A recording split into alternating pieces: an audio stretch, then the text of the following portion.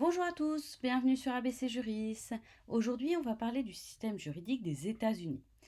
Avant de vous le présenter, je voulais revenir sur plusieurs points. Plusieurs d'entre vous m'ont contacté avec des listes de sujets pour le CRFPA, donc je les ai bien notés et je vais les traiter.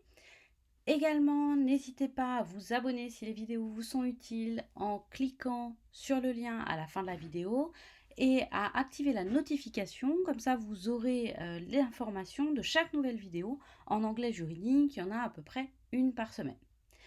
Donc les vidéos, encore une fois, elles sont faites pour ceux qui préparent le CRFPA principalement, donc ce sont des informations courtes pour que vous puissiez enregistrer ces informations et les restituer dans le cadre d'un examen de 15 minutes. Revenons maintenant sur le fonctionnement des États-Unis. Alors les États-Unis, c'est un État fédéral. Cela veut dire que le système n'est pas unifié. On a un État fédéral, donc un système fédéral, et 50 États fédérés, donc 50 systèmes fédérés différents. Il faut noter dès maintenant que le système fédéral a la supériorité. C'est l'article 4 de la Constitution des États-Unis qui le dit. Il y a une clause dite de suprématie. Chaque État a son propre droit et son propre système judiciaire. Et donc pour raisonner au niveau fédéral et parfois pour raisonner pour les conflits entre les différents États, c'est un raisonnement qui est proche de celui du droit international privé ou du droit privé européen.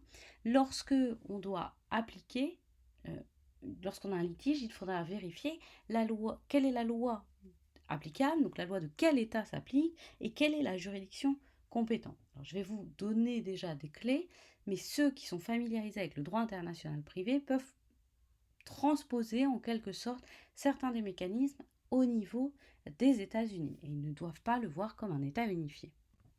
Quelle est la répartition des compétences? Alors le système fédéral, il est censé résoudre les situations qui sont fédérales.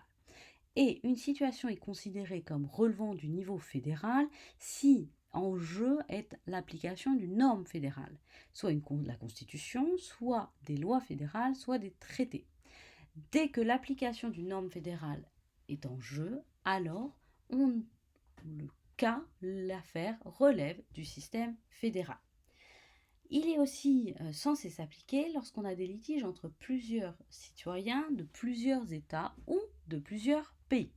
Alors si on a des citoyens de plusieurs États, on parle de la Erie doctrine, c'est une doctrine selon laquelle c'est la loi d'un État fédéré qui sera appliquée au niveau fédéral. Également, le litige ne devient fédéral que s'il atteint la somme de 75 000 $ dans le cadre d'un litige entre citoyens de plusieurs États. À défaut, il sera réglé au niveau fédéré. Par contre, quand c'est un litige entre citoyens de plusieurs pays, plusieurs États du monde, pas au sens État des États-Unis, pas au sens de État fédéré, alors il reste toujours au niveau fédéral. Le système des États est la compétence de principe. Donc en théorie, en cas de litige, ce sont les États fédérés qui ont compétence. Et ils sont compétents pour tous les litiges qui ne sont pas dévolus au niveau fédéral. Donc lorsque rien n'est précisé, ce sont les États qui sont compétents, puisque au niveau fédéral, la Constitution prévoit une liste des cas que l'État fédéral doit traiter.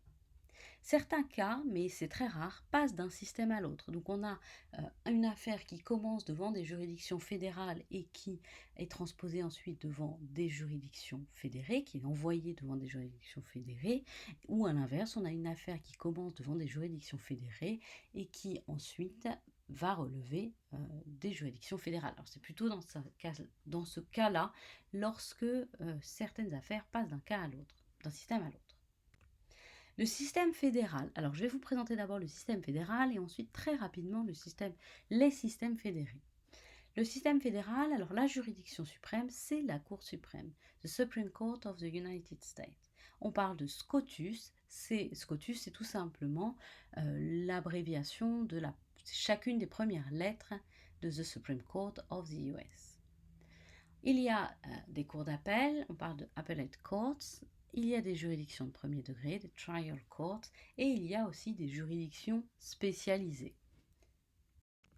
Revenons maintenant sur les juridictions de premier degré. Alors, au niveau fédéral, l'État est organisé en 94 districts.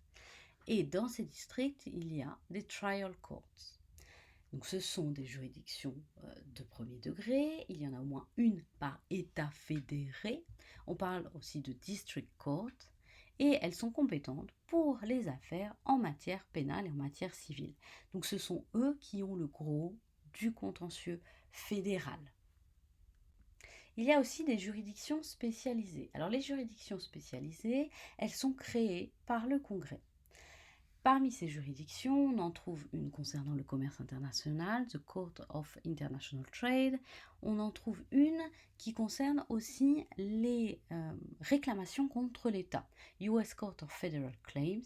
Donc ce sont des affaires dans lesquelles un citoyen va demander à l'État de lui payer une certaine somme d'argent pour diverses raisons. Ça peut être pour des dommages-intérêts, des contrats fédéraux ou des cas d'expropriation.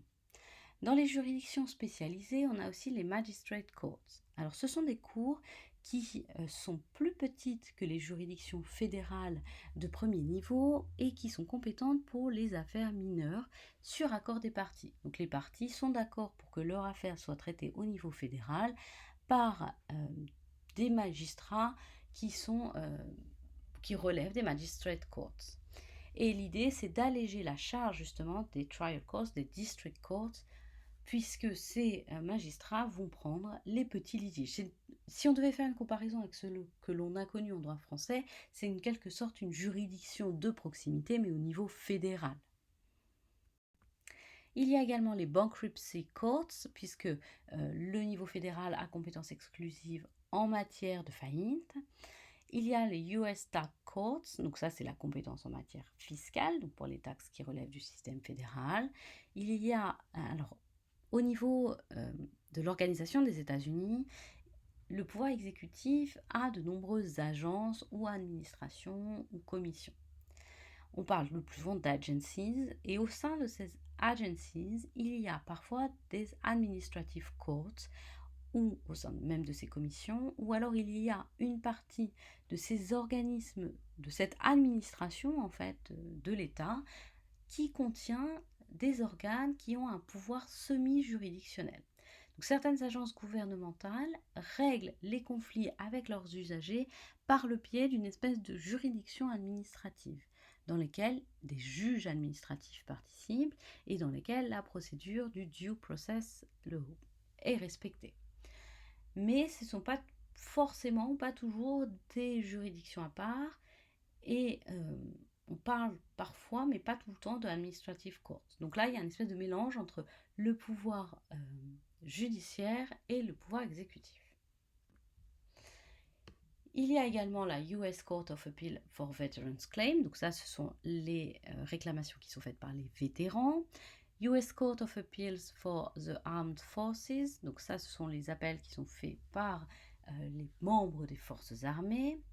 Administrative Jurisdiction for Social Security Administration, Administrative Jurisdiction for Employment Opportunity Commission. Donc ça, ce sont deux exemples de ce que j'avais cité avant, les administrations qui ont en leur sein des juridictions administratives, donc pour la sécurité sociale ou pour le droit du travail. Donc là, voici pour les juridictions spécialisées.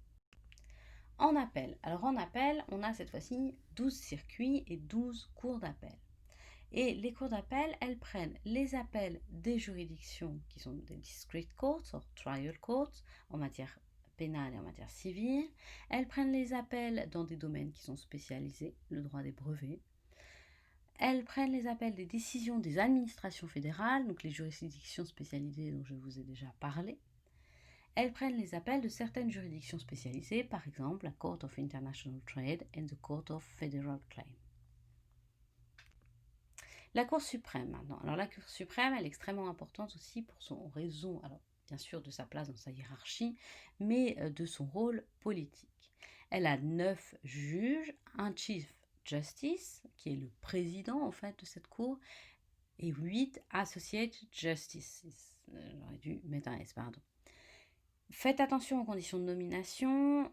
Je vous l'avais présenté l'année dernière et je l'ai mis dans mon ouvrage d'anglais juridique, notamment à l'affaire Kavanaugh.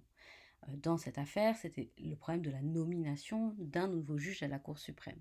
Sachez que les juges étant nommés à vie, tous les présidents ne nomment pas des juges à la Cour suprême et que le président en exercice, Donald Trump, a toutefois nommé 2 juges. Donc c'est pas du tout anodin. Elle prend les recours qui proviennent de cours d'appel fédérale, pour la faute, et elles prennent aussi les recours qui viennent de juridictions des États fédérés. Et dans ce cas-là, elle a une compétence discrétionnaire, c'est-à-dire qu'elle n'est pas obligée de prendre le cas, et notamment elle prend moins de 100 cas par an sur les 5000 demandes qu'elle reçoit. Les systèmes fédérés. Alors, le système fédéré, je vais aller plus vite parce qu'en fait, le système fédéré, il y a 50 systèmes fédérés. Donc, il est impossible de vous les présenter. Mais en gros, les systèmes fédérés fonctionnent de la même façon. La seule chose, c'est que chaque État choisit l'organisation de son système fédéré et chaque État choisit le nom de ses juridictions. Donc la cour qui est en haut, qui est une cour suprême, qui a les fonctions d'une cour suprême, ne s'appelle pas toujours cour suprême, mais elle en a le plus souvent les fonctions. Les fonctions d'une cour suprême de l'un à l'autre varient évidemment. Les cours d'appel, alors il n'y en a pas dans tous les États, il y en a dans la plupart des États, mais tous les États n'ont pas de juridiction du deuxième degré. Et pour les juridictions du premier degré, il y a très souvent une juridiction de droit commun et des juridictions spécialisées pour la faute. Donc c'est très difficile de vous faire une explication de tous les systèmes parce qu'il y en a beaucoup trop, mais retenez bien que, en gros, ils sont souvent calqués, de près ou de loin, sur ce qui se fait au niveau fédéral. En revanche, ils ne sont compétents que pour les affaires qui concernent leur propre État. Quelques mots de vocabulaire maintenant. Donc justice, c'est le titre des magistrats de la Cour suprême. Agency, agence gouvernementale. District Court, juridiction de district. Case, c'est une affaire. Federal State, État fédéral. Appointment, c'est la nomination. Jurisdiction, c'est la compétence. Pas seulement, c'est aussi la juridiction, mais c'est aussi surtout la compétence. States, on parle de states au pluriel pour les États fédérés. Court of Appeal, c'est la cour d'appel. La claim, c'est la requête ou la demande. Je vous rappelle que pour réussir l'anglais au CRFPA, je vous conseille de travailler peu et régulièrement, de faire attention à l'actualité. Alors je vous mets en avant les thèmes d'actualité régulièrement, de lire et d'écouter les nouvelles en anglais, prenez la presse régulièrement et écoutez la radio. J'insiste encore une fois sur l'importance de la compréhension orale. Vous n'avez pas beaucoup de temps à consacrer à l'anglais, donc écoutez de l'anglais parce que cela vous aidera à retenir des informations, mais également sur le long terme à vous exprimer en anglais.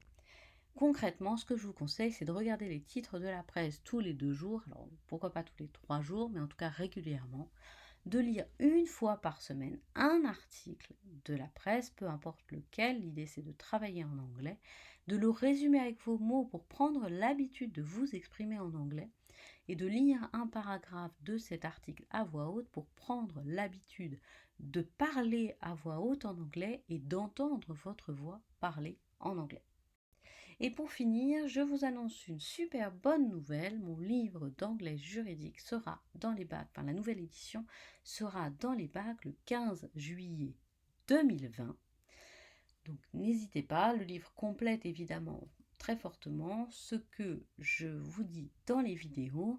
Et évidemment, il y a beaucoup d'aspects de méthodologie aussi. Il n'y a pas seulement du contenu, il y a de la méthodologie et des explications sur comment traiter les différents sujets que vous pouvez avoir pour l'oral d'anglais du CRFPA. En attendant, je vous retrouve la semaine prochaine pour des vidéos d'anglais juridique. N'oubliez pas de vous abonner sur le lien qui s'affiche et de cliquer sur la cloche pour les notifications. Vous pouvez toujours me contacter si vous souhaitez que je traite certains sujets. Donc vous pouvez m'envoyer un email ou un message sur ma page Facebook. Je vous retrouve très bientôt pour de nouvelles vidéos.